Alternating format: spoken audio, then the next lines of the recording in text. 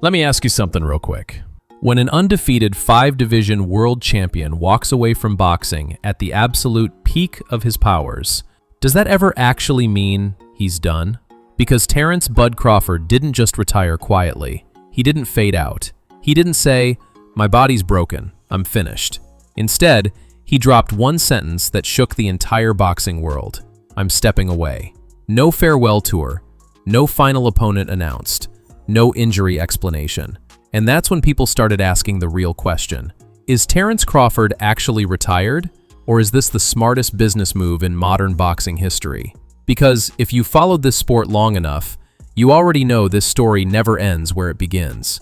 And by the end of this video, you'll understand why Crawford's retirement might actually be the most dangerous move he's ever made. Not in the ring, but behind the scenes. When the news broke that Terence Crawford was retiring, the reaction was instant confusion. Fans weren't emotional. They weren't even sad. They were suspicious. This is a guy who just dismantled Errol Spence Jr., a guy who became undisputed at welterweight, a guy who still looks sharp, fast, violent, and hungry. And suddenly, he's done? No chance. Because in boxing, timing tells you everything. And Crawford's timing? It was perfect. He didn't retire after a loss. He didn't retire after a war. He retired while holding leverage. That's not coincidence. That's chess. And when you zoom out, this move starts to look less like retirement and more like repositioning. Here's the part most people missed. Crawford didn't say boxing broke him. He didn't say he lost motivation.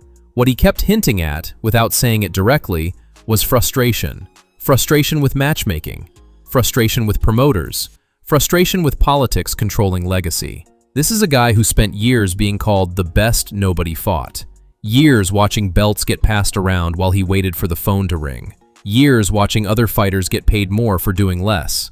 And eventually, you reach a point where you ask yourself one question. Why am I still playing their game? Because boxing isn't just about skill. It's about networks. It's about alliances. It's about who controls the leverage. And Crawford realized something crucial. As long as he stayed active, he was stuck inside their system. But the moment he steps outside of it, everything changes. This is where the real intrigue starts.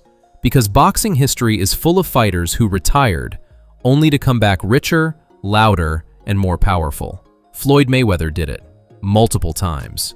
Sugar Ray Leonard did it. Manny Pacquiao flirted with it.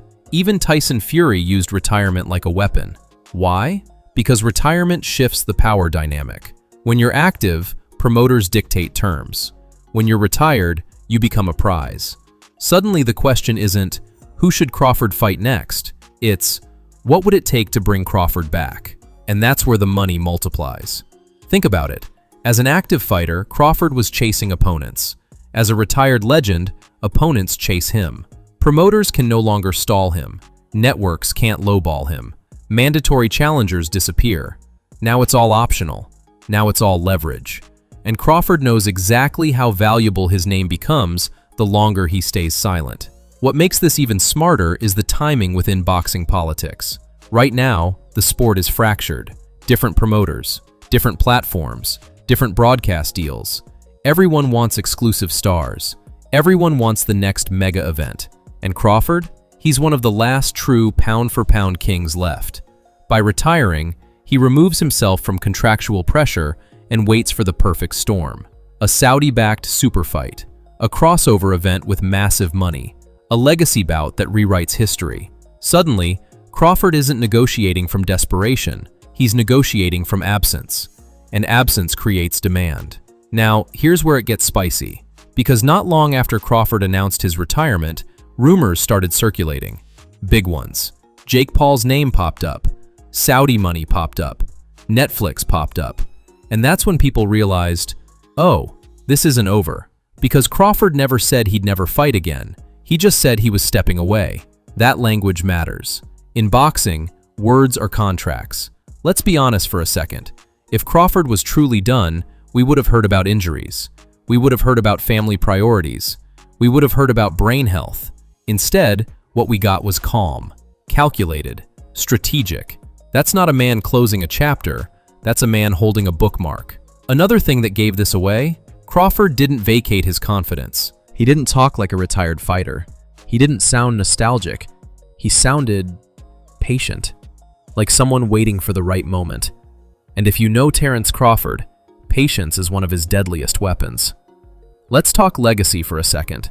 Crawford is already undefeated, already undisputed, already a 5-division champion. What does he gain by fighting random mandatories? Nothing. What does he gain by returning for one massive fight on his terms? Everything.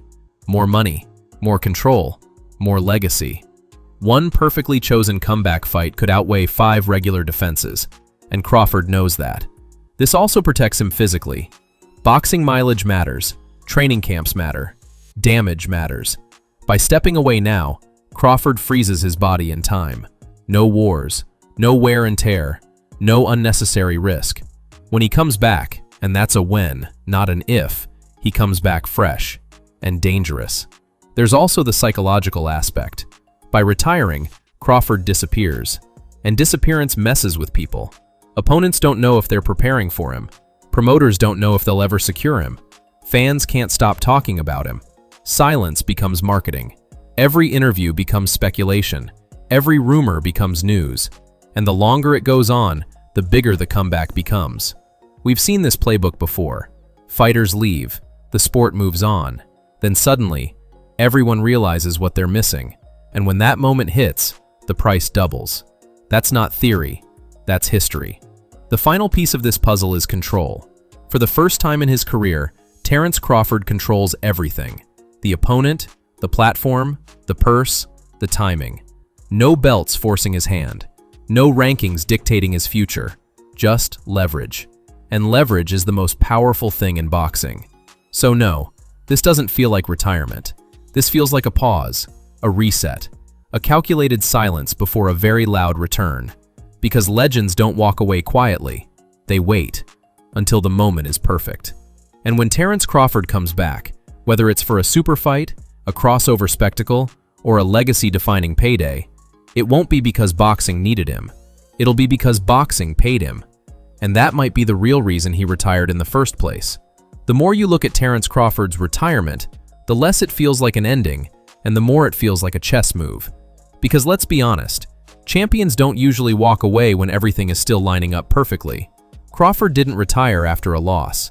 He didn't retire broken down. He didn't retire with unfinished business haunting him. He retired while undefeated, while still dangerous, while still holding all the cards. And that's where the whispers start. Because in boxing, retirement has quietly become one of the most powerful negotiation tools a fighter can use. Because when a fighter like Crawford steps away, the entire ecosystem feels it. Networks lose a star, promoters lose leverage, opponents lose their biggest payday, sanctioning bodies lose credibility, and all of that pressure funnels back to one man, Terence Crawford.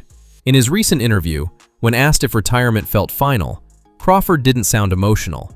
He didn't sound relieved. He sounded calculated, almost like someone who knows exactly what happens next. He talked about being at peace, but he also talked about options. He talked about being done, but never closed the door.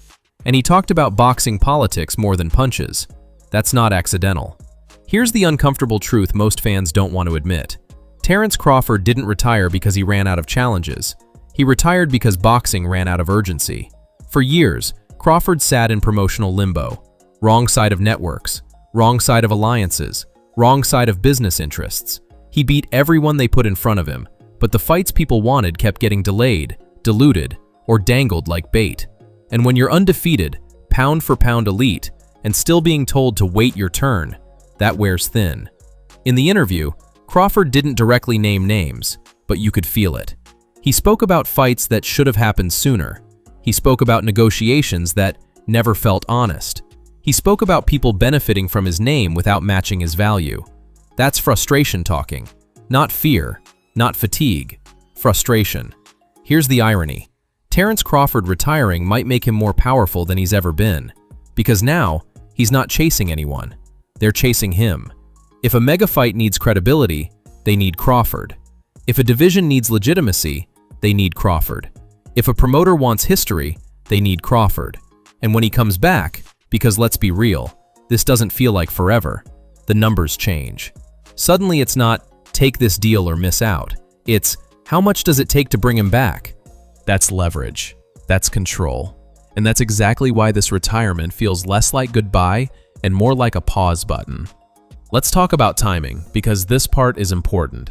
Crawford didn't retire during chaos. He retired right as boxing is entering another money era. Streaming platforms are circling. Saudi money is reshaping cards. Legacy fights are becoming event-based instead of rankings-based. And Crawford stepping away now means when he returns, it's not for a tune-up. It's for a moment. A Netflix card. A Riyadh season main event. A once-only super fight with legacy money attached. You don't come back for belts at this stage. You come back for history. If you enjoyed this breakdown, drop a comment. Do you think Crawford is done for real? Or playing the long game? And if he does come back, who should it be against? Make sure to like, subscribe, and stay locked in. Because trust me, this story is far from finished.